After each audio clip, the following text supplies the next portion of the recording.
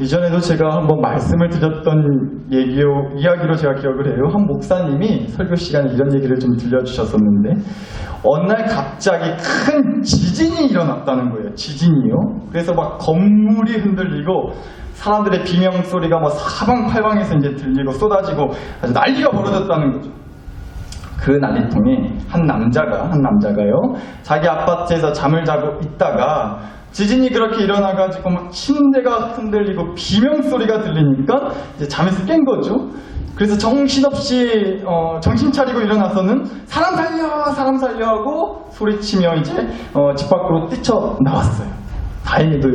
그런데 건물 밖으로 거의 다 나와가지고는 문득 깜빡하고 불사 꼭 들고 나왔어야 하는 게 있는데 하고 떠오른 게 있었다라는 거죠. 그게 뭐였냐? 평소 그렇게나 귀하게 여겼던 뭐 신주단지라고 하잖아요, 보통. 자기가 모셨던 어떤 그런 조상신의 물건을 두고 나온 게 생각이 났다는 거예요. 그래서 그 이제 지진에 흔들리는 아파트로 목숨을 걸고서 다시 들어갔다는 거죠. 그거 다시 들고 나오기 위해서요. 여튼 그렇게 해서 간신히 가까스로 이제 그 물건을 가지고 이제 무사히 또 밖으로 나왔어요. 그래서 이제 아유 살았다고, 아유 다행이다고 그렇게 한숨을 돌리고 마음을 가라앉히고 있는데, 그 아파트에서 이제 자기 뒤를 이어 먼지를 한바탕 뒤집어 쓴 어떤 아줌마가, 여자가 가까스로 나오더래요. 그래서 이 남자가 아이고 다행이네, 아유 저 아줌마도 살아나왔네, 간신히 살아나왔구나 하면서 막 도와주러 가까이 가서 보니까요, 글쎄 자기 마누라였다는 겁니다. 그러니까 뭐 예상을 하셨나봐요. 별로 기대만 하지를 않으시네. 알겠습니다.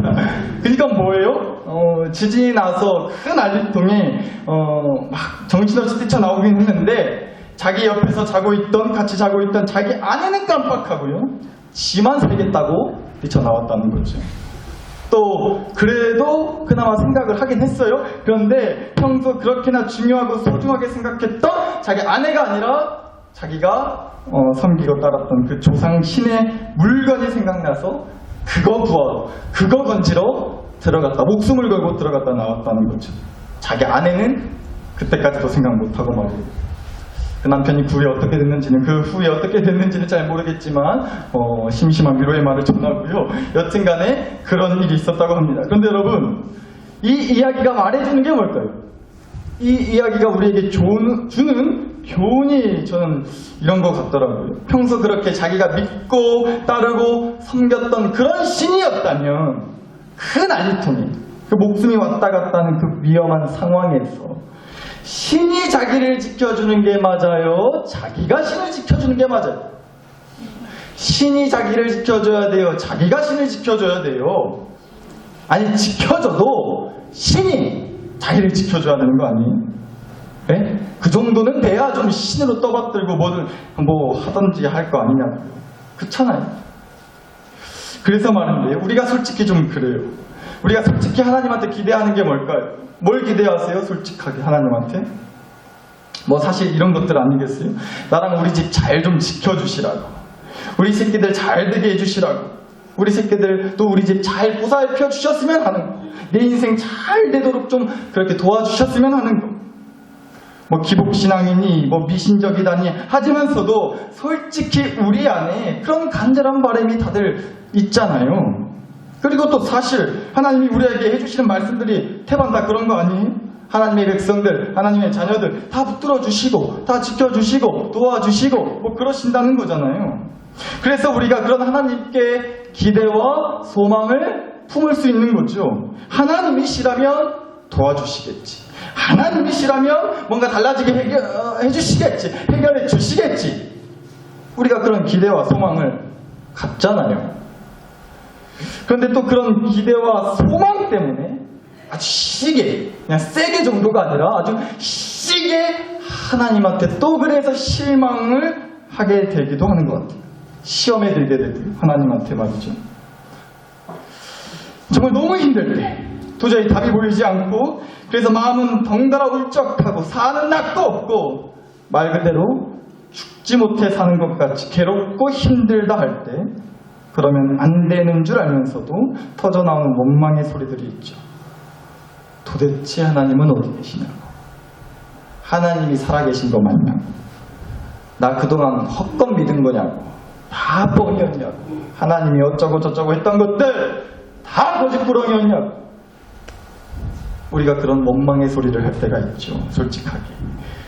그래서 오늘은 그 질문을 놓고 함께 생각해 봤으면 하는 거예요. 도대체 하나님은 어디 계신지. 나 힘들 때, 나 죽겠을 때 도대체 하나님은 어디 계시다요? 하나님 살아계신 거 맞다요? 이 질문이요. 이 질문 놓고 한번 생각해 봤으면 합니다. 여러분, 그런데 성경의 많은 인물 중에서, 성경에 나오는 많은 사람들 중에서 많고 많은 사람이 있지만 누구보다 바로 이 질문, 도대체 하나님은 어디 계시냐고, 그 질문을 정말 골백 번도 더 했을 것 같은 사람, 그렇게 따져봤을 대표적인 사람이 역시나 이 사람인 것 같아요. 참 많이도 우려먹게 되는 그 사람이 있죠. 바로 오늘 주신 말씀의 주인공인 요셉이요.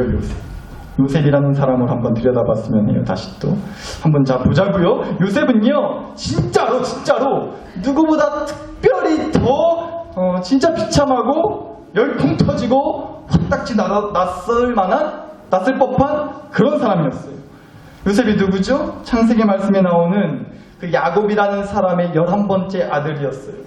자식들 중에서 아버지 야곱한테 특히나 이쁨 받고 사랑받으면서 자란 아들이었죠. 그 바람에 또 형들의 질투와 미움을 받기도 했고, 얼마나 꼴보기 싫었으면 형들이요, 동생 요셉을 보면서 37장 18절 24절을 보시면 형들이 요셉을 멀리서 보고 죽이기를 꾀하여, 뭐 하기를 꾀했다고요? 죽이기를 꾀했다고요. 자기 친동생 요셉을요. 그래서 그 요셉을 잡아 구덩이에 던졌다고 되어 있습니다. 형들이 친동생인, 남도 아니고요, 자기 친동생인 요셉을 죽이려고까지 했다는 거예요. 그 정도로 미워했어요. 시기하고 질투했어요. 근데 또 그러다가 다행히도 죽이지는 않게 돼요. 대신 그 동생 요셉을요, 돈 얼마 받고 돈 얼마에 애굽이란 나라에 팔아버리게 돼요. 오늘 주신 28절 보죠. 형들이 요셉을 구덩이에서 끌어올리고 은 20에 그를 이스마엘 사람들에게 팔매 그 상인들이 요셉을 데리고 애굽으로 갔더라. 그러니까 일단 그나마 다행인 건 목숨은 건졌다는 거예요. 요셉이 말이죠.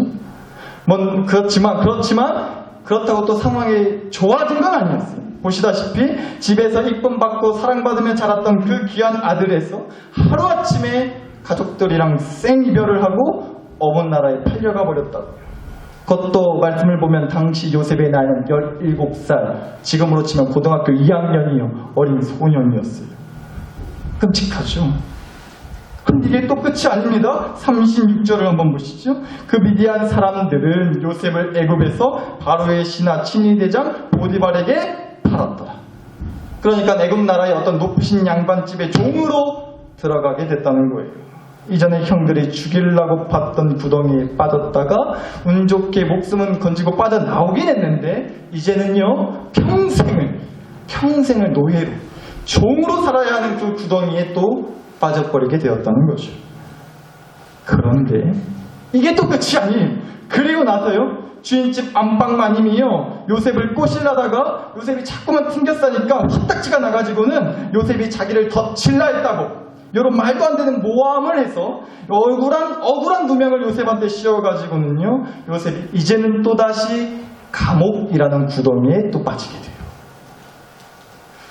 여러분, 이것만으로도 이 요셉이라는 사람의, 이 어린 소년의 인생이 너무나 딱하고 너무도 짠하고 그러지 않아요?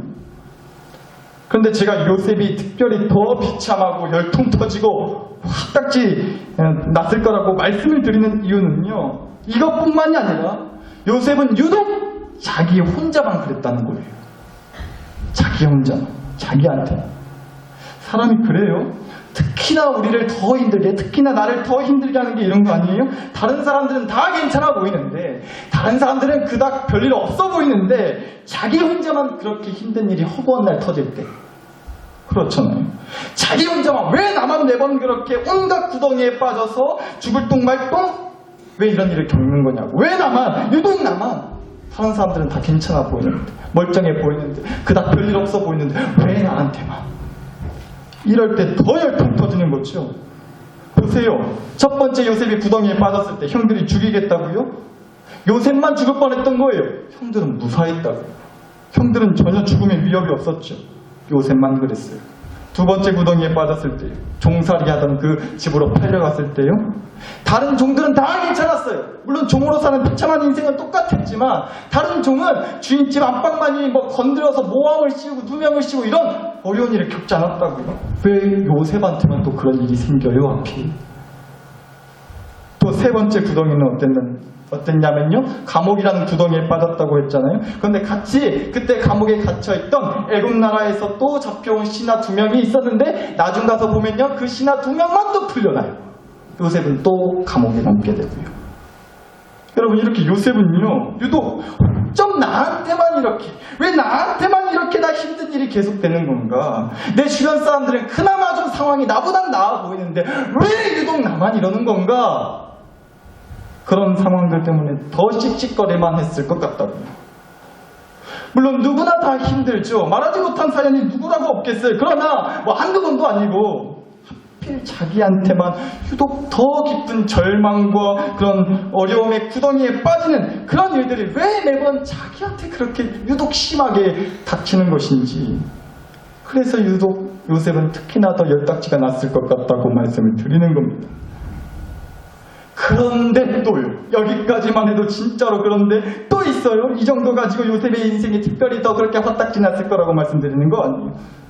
있잖아요 여러분. 요셉은요. 다름 아닌 하나님이 꿈을 꾸게 하신 사람이었어요. 하나님은 요셉에게 이전에 꿈을 꾸게 하셨죠. 요셉이 아버지 밑에서 이쁨 받고 자랐을 때요. 아직 형들한테 죽임을 당할 뻔하기 전에요. 하루는 요셉이 꿈을 꾼 적이 있어요. 꿈속에서 우리 이제 논밭에 가면은 벽지 같은 거 묶어놓고 그렇잖아요. 그런 것처럼 요셉이 꿈을 꿨는데 밭에 요셉 자기 거 곡식을 묶어놓은 거랑 형들이 묶어놓은 곡식들이 있었는데 꿈속에서요. 형들 거 곡식을 묶어놓은 것들이 자기가 묶어놓은 곡식한테 절을 하는 꿈을 꿨다는 거예요. 그리고 하나 더 꿨는데요. 해와 달과 11개의 별, 해와 달 11개의 별이 자기한테 절을 하는 꿈을 또 꾼 적이 있어요. 여기서 해와 달은 또 요셉의 아빠, 엄마를 말하는 것이고 11개의 별은 나머지 형들 말하는 것이죠. 아까 말씀드렸던 밭에 묶여있던 그 곡식들이 자기한테 절했다고 했을 때 절했던 그 곡식들도 역시나 형을 말하는 겁니다. 그러니까 이 꿈만 놓고 보면 일단요. 요셉은요. 자기가 대단히 출세하고 성공할 거다. 나는 뭐 이런 사인을 받은 거예요. 여튼간. 나쁜 꿈 같지는 않잖아요. 적어도. 좋은 꿈 같잖아요. 복권 사야죠. 아무튼 이런 좋은 꿈을 하나님께 받은 사람이었어요. 요셉은 그렇게 하나님이 주신 꿈을 있었던 사람이었다는 거죠. 그러니까 특별히 더 열딱지 나는 거예요.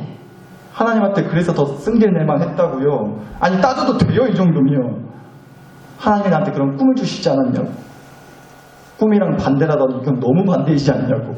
어떻게 이럴 수 있냐고. 하나님 어디 계시냐고. 아니 살아계신 거 진짜 맞냐고. 남들은 정말 평생 한번 있을까 말까 한 말도 안 되는 일들을 한 번도 아니고 두 번도 아니고 그렇게 여러 번 겪으면서 남들은 다 잘만 사는 것 같은데 특별히 별일 없어 보이는데 왜 유독 나한테만 이런 일이 벌어지는 건지. 거기다가 다름 아닌 하나님 나한테 꿈을 주시기까지 했으면서 온갖 기대와 소망을 따갑게 하셔놓고 진짜 하나님 어디 계신 거냐고. 아 진짜 살아계신 거 맞냐고. 불백 번도 하나님한테 더 따지고 따지지 않았겠어요?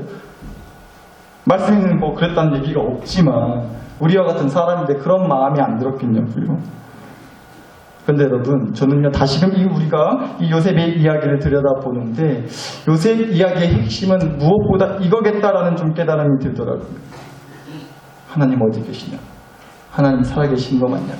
따지듯 묻는 우리에게요. 하나님은 절대로 어디 안 가신다는 거예요. 하나님은 절대 어디 안 가셨다는 거예요. 하나님은 정말 살아계시다는 거예요. 오늘 우리에게 주신 말씀 다시 한번 좀 보자고요. 37장 28절입니다. 그때에 미디안 사람 상인들이 지나가고 있는지라 형들이 요셉을 구덩이에서 뭐 하였다고요? 끌어올렸어요. 하나 더요. 37장 36절입니다. 그 미디안 사람들은 그를 애굽에서 바로의 신하 친위대장 보디발에게 뭐 했어요? 팔았다고요. 하나만 더요. 41장 14절. 애굽의 왕 바로가 사람을 보내어 요셉을 부르매 그들이 급히 요셉을 감옥에서 뭐한지라 내놓은지라. 구덩이에서 끌어올려졌고요. 어느 집에 종으로 팔려갔고요. 감옥에서 나왔어요. 저는 이 말씀들이 너무나 은혜롭게 보여지더라니까요. 왜냐면요. 그러니까 요셉이요. 온갖 죽음의 위험과 도저히 희망이 보이지 않는 어둡고 깊은 그 구덩이에 빠져서 그 길로 행방불명됐다거나 비명행사했다거나 죽어버렸다거나 잘못됐다거나 이러지를 않았다는 거예요. 구덩이에 끌려져서 노예로 팔려갔지만 어느 집에 종으로 들어갔지만 감옥에서 나오긴 했어도 다른 나라 왕 앞에 서서 어떻게 될지 뭐 하나 보답될 건 없었지만 상황이 나아진 건 아니지만 비명행사했다거나 행방불명됐다거나 죽었다거나 잘못됐다거나 그러진 않았다는 거잖아요. 속된 말로다가 정말 그렇게 일이 안 풀리긴 안 풀렸는데 그건 맞는데요. 그렇다고 일이 완전히 파토난 건 아니었던 거예요. 일이 더럽게 안 풀리는데 그렇다고 일이 파토난 건 아니었다고요. 안 좋은 상황이 달라진 건 아니지만 아니 심지어는 상황이 더 나빠지기도 했었고 설령 상황이 좀 나아지는가 싶다가도 상황이 나아질 거라는 어떤 확실한 보장도 없었지만 요셉은 계속 살았어요. 죽지 않고 살았어요. 요셉은 그렇게 여하튼 버티고 또 버텨지게 됐다고요. 도대체 하나님은 어디 계시냐고, 하나님이 살아계신 거 맞냐고 매일 밤 울부짖으면서 하나님한테 원망의 소리를 쏟아내고 싶은 날들이었겠지만 요셉은 기어코 살았다는 거예요. 살아있었다는 거예요. 버티고 또 버텨냈다는 겁니다. 어떻게요? 도대체 어떻게 버틸 수 있었을까요? 요셉의 믿음이 훌륭해서요? 요셉의 인내심이 대단해서요? 뭐 물론 그렇게 얘기할 수도 있겠지만 요셉도 여하튼 우리랑 같은 사람이란 말이에요. 사람이라고요, 사람. 그러니까 요셉이 기어코 살아내고 악착같이 그렇게 버텨낼 수 있었던 건요, 바로 이 이유였다라는 것을 저는 확신합니다. 이 이유였기 때문이라고 저는 확신해요. 우리 하나님은 절대로 어디 가시는 분이 아니라는 거예요. 우리 하나님은 반드시 살아계시기 때문이었다는 겁니다. 여러분, 요셉의 이야기에서 거듭 나오는 말씀들이 있어요. 거듭 여러 번이요. 39장 2절이요. 여호와께서 요셉과 뭐 하심으로? 함께 하심으로. 39장 21절이요. 여호와께서 요셉과 뭐 하시고? 함께 하시고. 하나만 더요. 39장 23절. 여호와께서 요셉과 뭐 하심이라? 함께 하심이라. 한번 마스크를 쓰셔서 죄송은 하지만 요셉의 이름 대신에 여러분의 이름을 넣어서 저를 한번 따라해줘 보시겠어요? 한번 저를 따라서 이렇게 한번 외쳐보시는 거예요. 여호와께서 희태기와 함께 하심이라. 아, 역시 척하면 척이네요. 여러분의 제 이름 대신 여러분의 이름을 넣고 따라하라는 말을 빼먹었는데 여러분의 이름을 넣고 잘하셨어요. 맞아요. 여호와께서 누구누구와 함께 하심이라. 요셉과 함께 하심이라고 하셨던 것처럼 여호와께서 나와 함께 하신다는 겁니다. 요셉의 이야기는 이걸 보여주는 거예요. 그런 분들 계시죠? 아이, 하나님, 나 진짜 하나님 믿는데 나 진짜 하나님 바짓가랑이라도 잡고 애걸고 거라면서 진짜 간절히 바라고 기도한 적 많은데 내가 확신한다고, 하나님 없다고, 하나님 살아계시지 않는다고, 나한테 하나님 살아계신단 말 죽어도 하지 말라고, 힘든 상황 때문에 아무리 믿음으로 버텨내고 눈물로 기도하고 했는데도 달라지지 않는 어려운 상황을 놓고 그렇게 결국 하나님을 떠나버리게 되는 분들이 있어요. 그 마음 100번 1000번 이해가 가요. 그럴 수 있죠. 누구라고 그런 마음이 안 들겠어요? 그 마음 충분히 100번 1000번이고 이해는 가요. 가는데 사실 하나님 보실 때는 굉장히 좀 당황스럽겠다라는 겁니다. 하나님이 보실 때는 굉장히 당황스러우실 것 같아요. 야야, 뭔 말하냐? 나 항상 네 옆에 있었는데, 나 항상 너랑 함께 했었는데, 나 어디 갔냐고, 나 살아있는 거 맞냐고, 왜 그런 소리 하냐고, 어째 나보고 어디 갔냐고 했었냐고, 나 항상 네 옆에 있었어요. 지금도 너랑 함께 해 라고 하시면서 당황스러워 하실 것 같다니까요. 그러니까 여러분, 결국 이거예요. 오늘 설교의 핵심입니다. 잘 들으셔야 돼요. 우리는요, 하나님이 나를 도와주시냐 안 도와주시냐에 따라서 하나님이 있다 없다를 얘기해요. 하나님이 나를 도와주시냐 안 도와주시냐에 따라서 하나님이 있다 없다 우리는 그렇게 얘기를 하는데 하나님은 그게 아니라고 하신다고. 여호와께서 나와 함께 하시니라.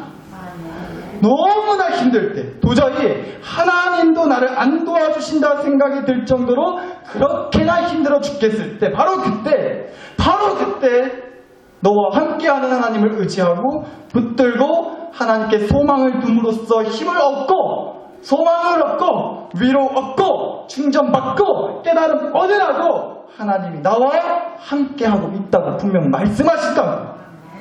그러니까 우리는요 뭔가 지금의 내 안 좋은 상황이 달라지고 바뀌어져야만 하나님이 있다고 생각을 하는데 하나님은요 안 좋은 상황은 달라지지 않을 수 있지만 상황은 달라지지 않을 수 있지만 그 상황 가운데 함께 하시면서 위로와 힘을 주시는 하나님의 손길이 분명 있다고 말씀하시는 거라고. 너무나 유명한 말씀이죠. 시편 23편 4절 말씀. 내가 사망의 음침한 골짜기로 다닐지라도 해를 두려워하지 않을 것은 주께서 나와 뭐하심이라 함께 하심이라. 주의 지팡이와 막대기가 나를 안위하시나이다. 사망의 음침한 골짜기라는 상황은 변함이 없지만 그 상황은 그대로지만 그 상황에 대한 두려움을 떨쳐낼 수 있게 해주시는 하나님이 나와 함께 하시고 그 함께 하시는 하나님의 지팡이가 나를 지켜주시니 우리가 계속해서 그 사망의 음침한 골짜기를 다닐 수 있게 된다는 겁니다. 그러니까 여러분 우리는요 잘 이기는 싸움을 해야 하는 게 아니고 잘 이기는 싸움을 해야 하는 게 아니고요 잘 버티는 싸움을 해야 하는 겁니다. 우리가 이겨낸다고 바락바락 덤벼도요 어차피 우리 힘으로는 이겨낼 수 없을 때가 그렇지 못할 때가 거의 태반이잖아요. 이기는 건 어차피 하나님 일이고요 우리가 할 일은 잘 버텨내는 겁니다. 지금 이 힘든 상황, 지금의 이 어려운 상황을 잘 버텨내자고요. 근데 잘 버틸라면 버틸 수 있게 해주는 힘이 필요하다고요. 그래서 제가 얼마 전에 손에 화상을 입은 적이 있어요. 뭐 심각한 건 아닌데 뭐 하다가 전등을 갈다가 손가락에 화상을 입었어요. 얼마나 뜨거운지 제가 사다리 타고 막 전국 가는데 그 막 너무 뜨거워서 차마 욕은 못하고 여기까지 나왔다가 그 전구를 바닥으로 떨어뜨렸어요. 다 깨져버렸죠. 너무 뜨겁더라고요. 잠깐 된 건데도. 근데 그게 손가락에 화상을 입고 이제 좀 시간이 지나니까 손가락에 약간 살이 부풀어 오르는 거예요. 화상을 입은 데가. 뭐 그런가 보다 했어요. 그러고 이제 집에 있는데 저희 딸들이 제 손을 보고 깜짝 놀라는 거죠. 아빠 손가락이 이상하다고, 손가락이 혹이 났다고, 이상하다고 막 그래요. 그래서 제가 그냥 농담 삼아, 장난 삼아 아빠 이거 손 다쳐가지고 이렇게 손 이상해졌다고, 이 손가락 잘라야 된다고, 어떡하면 되냐고, 아빠 손가락 이거 잘라야 되는데 어떡하냐고 막 그랬어요. 그랬더니 저희 둘째 딸내미가 아주 명답을 내려주더라고요. 잘라도 된대요. 그러면서 하는 말이요. 아빠, 손가락 많잖아. 하나 정도 잘라도 된다는 거예요. 아, 손가락 많은데 뭘 걱정이냐는 거예요. 5살짜리 애가 하는 얘기죠. 근데 여러분, 그 얘기에서 참 큰 울림이 저한테 전해지더라고요. 손가락 하나 잘리면 나머지 손가락들 보면 돼요. 예를 든 것이지만 오늘 주신 말씀과 함께 우리가 좀 이렇게 생각해 봤으면 좋겠어요. 아까부터 앞에 강대상을 보시면서 혹시라도 거슬려 하시는 분이 계셨을지도 모르겠어요. 의자가 하나 놓여있어요. 오늘 설교 제목도 뭐 의자 잘 있습니다 이렇고, 강대상에 의자도 안 치우고 뭐 했냐고, 저 의자 빨리 치워야지, 쳐에다 두면 쓰냐고 막 거슬려 하시는 분이 혹시 계실지 모르겠는데, 여러분 저는 오늘 이 얘기를 들으면서 좀 설교를 마무리하고 싶어요. 여러분, 의자요 어디 안 갔어요. 의자 잘 있다고요. 의자 어디 안 갔다니까요? 의자 잘 있어요. 근데 여러분, 의자가 뭐예요? 어디다 쓰는 거예요, 의자가? 뭐 하려고? 뭐 하려고? 들고 다니려고? 국 끓여 먹으려고? 아니죠. 의자 뭐 하는데 쓰는 거예요? 뭐 하려고? 앉으려고 쓰는 거죠. 모르세요? 알려드릴까요?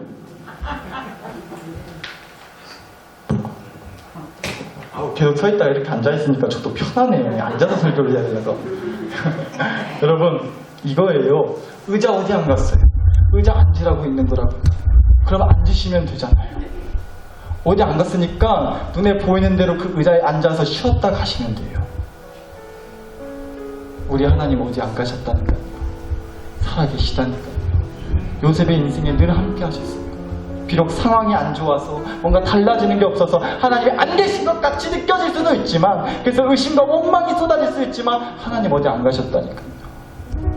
이 얘기만 드리고 정말로 마칠게요. 어느 한 할머니가, 실제 있었던 일이라고 해요. 어느 한 할머니가 아들이 셋이 있었어요. 그런데 그 아들 셋을 일찍 먼저 떠나보냈다는 거예요. 참 가슴 아픈 사연이죠. 그런데 그 아들 셋이 다 젊은 나이에 세상을 떠났어요. 첫째가 32살. 어떻게 죽었냐? 교통사고로. 그것만으로도 정말 부모로서 가장 큰 슬픔이 그거잖아요. 자식을 먼저 떠나보내는 거. 장남을, 그것도 첫째를, 맞이를. 그리고 얼마 지나지 않아서 둘째가 암으로 죽었어요. 그 당시 나이, 둘째 아들의 나이가 29.